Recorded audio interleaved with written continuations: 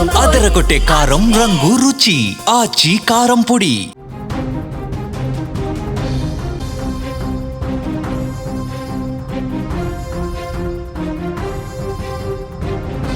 Breaking news. White collar terror network దేశంలో భారీ విధ్వంసానికి కుట్ర చేసింది. వరుస బాంబు పేలుళ్లతో దేశంలో అల్లకల్లోలం సృష్టించాలని ప్లాన్ వేసింది. దేశ రాజధాని ఢిల్లీలో ఎర్రకోట సమీపంలో జరిగిన కారు పేలుడు తర్వాత జాతీయ దర్యాప్తు సంస్థ విచారణలో కొన్ని కీలకమైనటువంటి విషయాలు, సంచలనమైనటువంటి విషయాలు బయటకు వస్తూ ఉన్నాయి. అరెస్ట్ అయినటువంటి నిందితులు ఢిల్లీ, ఎన్సీఆర్ సహా దేశంలో చాలా నగరాల్లో వరుస బాంబు పేలుళ్లకు ప్లాన్ చేసినట్టు, కుట్ర పనినట్టు ప్రస్తుతం విచారణ చేస్తున్న ఎన్ఐఏకి ఈ విషయం మొత్తం కూడా బయటపెట్టేశారు. ఎవరైతే అరెస్ట్ అయ్యారో, 8 మంది డాక్టర్లు అరెస్ట్ అయ్యారో, ఆ అరెస్ట్ అయినటువంటి వాళ్ళలో డాక్టర్ ముజమిల్ షకీల్ అతను చాలా క్లియర్గా ఎన్ఐఏ విచారణలో బయటపెట్టాడు. ఎలా ప్లాన్స్ చేయాలనుకున్నాం, ఎక్కడెక్కడ పేలుళ్ళు చేయాలనుకున్నాం, ఎన్ని కార్లలో పేలుళ్ళు చేయాలనుకున్నాం, ఇవన్నీ కూడా పూసగుచ్చినట్టు అధికారులు చేస్తున్నటువంటి విచారణలో బయటపెట్టాడు. ఈ ఉగ్రవాదులు డిసెంబర్ 6వ తారీఖున దాడుల కోసం ఎంచుకున్నట్టుగా తెలుస్తోంది. 1992లో బాబ్రీ మసీదు కూల్చివేత జరిగినటువంటి రోజు కావడంతో అదే రోజున ప్రతీకారం తీర్చుకోవాలన్న ఉద్దేశంతో డిసెంబర్ 6వ తారీఖు వీళ్ళు టైం కూడా ఫిక్స్ చేసుకున్నట్టుగా తెలుస్తోంది. దాడుల కోసం పెద్ద ఎత్తున పేలుడు పదార్థాలు నింపటానికి అనువుగా 32 పాత కారులు సిద్ధం చేసుకున్నట్టుగా తెలుస్తోంది. పేలుడుకు గురైనటువంటి హ్యుండై i20 కార్, ఏది ఢిల్లీలో పేలుడు చేసిన i20తో పాటు మారుతి బ్రెజా కావచ్చు, ఫోర్డ్ ఎకోస్పోర్ట్ కావచ్చు, తర్వాత షిఫ్ట్ కారు కావచ్చు, ఇలా వాళ్ళు 32 కార్లు, పాత కార్లు రెడీగా పెట్టుకున్నారు. ఈ కుట్రకి ఫరీదాబాద్లోని అల్ ఫలా యూనివర్సిటీ ఏదైతే ఉందో అక్కడి నుంచే డాక్టర్ల బృందం పెద్ద స్కెచ్ వేసింది. ప్రధాన నిందితుల్లో doctor Umar Nabi, doctor Muzammil Shakeel, Adil Ahmad, doctor Shaheen Saeed ఉన్నారు. డాక్టర్ షహీన్ సయీద్ పగలు వైద్యురాలుగా పనిచేస్తూ సాయంత్రం 4 తర్వాత పాకిస్తాన్ ఆధారిత జైషే మహమ్మద్ ఉగ్రవాద సంస్థ మహిళా విభాగానికి హెడ్గా పనిచేస్తున్నాయి. మీకు తెలుసా, పాకిస్తాన్లో ఉగ్రవాద కార్యకలాపాలు నడిపిస్తున్నటువంటి జైషే మహమ్మద్ ఉగ్ర సంస్థ చీఫ్ ఎవడైతే ఉన్నాడో మసూద్ అజర్ సోదరి సాదియా అజార్ నేతృత్వంలో ఒక మహిళా విభాగాన్ని కూడా ఏర్పాటు చేసుకున్నారు. ఆ మహిళా విభాగానికి భారతదేశంలో చీఫ్గా మీకు స్క్రీన్ మీద కనిపిస్తున్నటువంటి ఈ డాక్టర్ వ్యవహరిస్తుంది.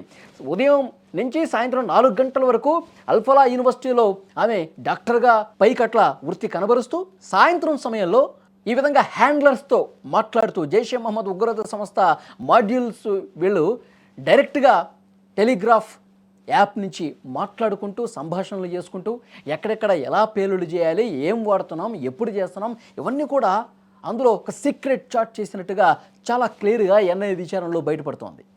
డైరీలు, నోట్బుక్లు, పేలుడు పదార్థాలు, అసాల్ట్ రైఫిల్స్ ఆధారంగా దర్యాప్తు సంస్థలు పూర్తి నెట్వర్క్ను ప్రస్తుతం ఛేదించే పనిలో ఉన్నాయి. ఇప్పుడు ఈ డాక్టర్స్ ఎవరైతే అరెస్ట్ అయ్యారో, ఇప్పుడు ఢిల్లీలో ఆత్మాహుతి దాడి చేసుకున్నాడు కదా ఉమర్ నబీ అహ్మద్, అతని డైరీని, ముజమిల్ షకీల్ డైరీని పూర్తిగా చెక్ చేస్తే ఒక కోడ్ భాష ఉంది. అందులో ఆ కోడ్ భాషలో రాసుకున్నారు, మనం ఎక్కడెక్కడ ఎప్పుడు ప్లాన్ చేసుకోవాలి, పేలుడు పదార్థాలను ఏ కారులలో తీసుకెళ్ళాలి, ఏ కారు ఏ నగరంలో ఉంచాలి, జనాలు రద్దీగా ఉన్న ప్రదేశం ఆ నగరంలో ఏముంది, ఎక్కడ పెడితే జనాలు ఎక్కువ మంది చచ్చిపోతారు, ఇవన్నీ కూడా ఒక కోడ్ భాషలో వాళ్ళు డైరీలో రాసుకున్నారు. ఎన్ఐఏ అధికారులు ఆ కోడ్ భాషను పూర్తిగా కూడా డీకోడ్ చేసే ప్రయత్నంలో అధికార బృందం ఉంది. చాలా క్లియర్గా అర్థమైపోతుంది వీళ్ళు ఎలాంటి ప్లాన్లు చేసుకున్నారో కూడా చాలా క్లియర్గా అధికారుల విచారణలో బయటపడుతోంది. మీరు నమ్మరు, 32 కార్లని ఆల్రెడీ సిద్ధం చేసేసుకున్నారంట. డిసెంబర్ 6వ తారీఖు ప్లాన్ సిద్ధం చేసుకున్నారు. ఆ ప్లాను బయటపడేసరికి, డాక్టర్ల బృందం అరెస్ట్ అయిపోయేసరికి అల్ఫలా యూనివర్సిటీ కేంద్రంగా డాక్టర్లు ఒక మాడ్యూల్ లాగా ఏర్పడి ప్లాన్ చేస్తున్నారన్న విషయం అధికారులకు ముందే తెలిసి వాళ్ళు అరెస్ట్ అయిన తర్వాత భయపడిపోయాడు ఉమర్ నబీ. నేను కూడా దొరికేస్తాను, నేను దొరికారంటే ఈ ప్లాన్ మొత్తం కూడా భగ్నం అయిపోతుంది, మనం ఇంత కష్టపడి చేసింది వృధా అయిపోతున్న ఉద్దేశంతో ముందుగానే పేల్చేశాడు. 6వ తారీఖు వరకు ఆగల, ఎందుకంటే పోలీసులు పట్టేసుకుంటారు, వెతుకుతూ ఉన్నారు ఇంకెవరెవరు ఉన్నారని చెప్పి. ఉమర్ గురించి తెలిసిపోతే పట్టేసుకుంటారు కాబట్టి పట్టేసుకునే లోపే ముందుగా పేల్చేసుకుంటే అయిపోలా అని ఒక అలాంటి ఉద్దేశంతో, ఒక సైకో ఉద్దేశంతో, ఒక ఉగ్రవాద మనస్తత్వంతో పేల్చేసి 13 మంది చావుకు కారణమయ్యాడు. ఇంకా పదుల సంఖ్యలో ఆసుపత్రుల్లో చికిత్స పొందుతున్నటువంటి పరిస్థితి ఉంది. మీకు ఈ ఢిల్లీ పేలుడుకి కంటే కొన్ని గంటల ముందు ఫరీదాబాద్లో 2900 కిలోల పేలుడు పదార్థాలని పోలీసులు స్వాధీనం చేసుకున్నారు. వీళ్ళు ఈ ముజమ్మిల్ షకీర్ అనేటువంటి డాక్టర్ ఫరీదాబాద్లో 2 అద్దెళ్ళు తీసుకుని ఆ అద్దెళ్లలో ఈ పేలుడు పదార్థాలు ఇంత పెద్ద మొత్తంలో పెట్టుకొని తయారు చేస్తూ ఉన్నారు బాంబులు. ఇది ముందే కుట్రను భగ్నం చేసి అవన్నీ కూడా పోలీసులు స్వాధీనం చేసుకున్నారు. అది తెలియకపోయి ఉంటే, పోలీసులు వాళ్ళు ఉనికి పట్టుకోకపోయి ఉంటే డిసెంబర్ 6వ తారీఖు 32 కార్లు హైదరాబాదులో, బెంగళూరులో, చెన్నైలో, ముంబైలో, పూణేలో కార్లు పెట్టేసి, జనాలు ఎక్కువ ఉండే ప్రాంతాల్లో ఆ కార్లను పెట్టేసి, పేలుడు పదార్థాలను పెట్టేసి ఒకేసారి ఒకే టైంలో అన్ని సిటీస్లో పేల్చే ఉద్దేశం వీళ్లకు ఉంది అనేది ఇప్పుడు విచారణలో బయటకు వస్తుంది. అరెస్ట్ అయిన డాక్టర్సే చాలా స్పష్టంగా చెప్తున్నటువంటి పరిస్థితి. వీళ్ళు పాకిస్తాన్లో ఉన్నటువంటి హ్యాండర్స్తో మాట్లాడుతున్నారు, టర్కీ నుంచి కూడా హ్యాండర్స్తో మాట్లాడుతూ ఉన్నారు, హ్యాండ్లర్స్తో. అంటే పిక్చర్ క్లియర్ అయిపోయింది. White collar eco terror system, ప్రొఫెషనల్స్ని, డాక్టర్స్ని, పేలుడు పదార్థాలు తయారు చేయగలిగే సామర్థ్యం ఉన్న వాళ్ళని రిక్రూట్ చేసుకుని ఉగ్రవాదం వైపు ఉసిగొల్పి మన దేశంలో ప్రాణ నష్టం కలిగించడానికి అతిపెద్ద కుట్ర జరిగిందనేది కూడా ఇక్కడ అర్థమవుతుంది. ఇప్పుడు చెప్పండి, ఏం చేయాలి? ఇలాంటి ఉగ్రవాదుల్ని ఎలా ఏరివేయాలి? ఎన్ఐఏ ఇంకా ఇన్వెస్టిగేట్ చేస్తుంది. ఇప్పుడు దొరికింది కొంతమందే, 10 మందో 12 మందో, ఇంకా చాలామంది ఉండుండొచ్చు ఈ మాడ్యూల్లో, డాక్టర్స్ మాడ్యూల్లో. రాజేంద్ర నగర్ హైదరాబాద్లో కూడా ఫోర్ట్ వ్యూ కాలనీలో ఒకరిని పట్టుకున్నారు. అలా ఇంకా ఎంతమంది ఉన్నారో కూడా ఎవరికి అర్థం కాని పరిస్థితి. ఒక్కొక్కటి కూపీ లాగుతుంటే ఒక్కొక్కడు బయటకు వస్తూ ఉన్నాడు. సో డెఫినెట్గా ఇంకా సీరియస్గా ఇన్వెస్టిగేట్ చేసి అందరినీ కూడా లాగాలి. చాలా సీరియస్గా యాక్షన్ తీసుకోవాల్సినటువంటి అవసరం ఉంది. మళ్ళీ ఉగ్రవాదం వైపు పోకుండా ఉండటానికి భారత ప్రభుత్వం చాలా సీరియస్గా యాక్షన్ తీసుకోవాల్సినటువంటి అవసరం ఉంది.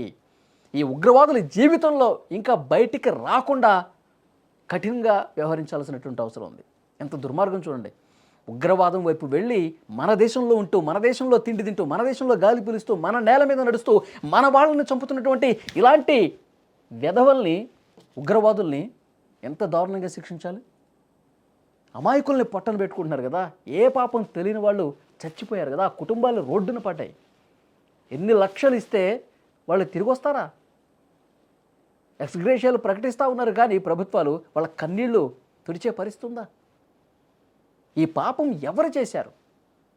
దీనికి బాధ్యులైన వాళ్ళని ఏం చేయాలి? తప్పకుండా మీరు కామెంట్ రూపంలో తెలియజేయండి. మన ప్రభుత్వం అసలు ఉగ్రవాదం పేరు వినపడకుండా ఉండాలంటే ఏం చేయాలి? Please comment.